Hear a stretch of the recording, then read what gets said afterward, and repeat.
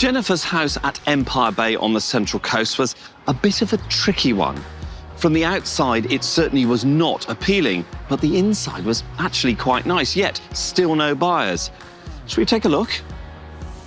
A log cabin on the coast? Doesn't quite work. This new cladding has saved the day. It's like looking at a different house. This space was just a bit bland, definitely missing the wow factor. Now we've got it. A brand new fireplace and some smart feature tiling. Simply genius. The kitchen definitely needed a lift. Brand new stone bench tops and a lovely tiled splashback look very swish. Nice pendant lights too.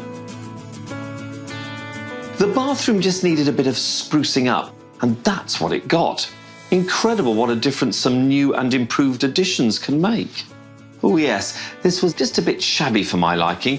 I can always trust Charlie to inject some class, a restained deck and lovely furniture just for entertaining.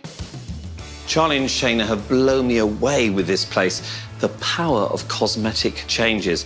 A family will now be attracted to the style, space and privacy of this home, and it's still close to the beach.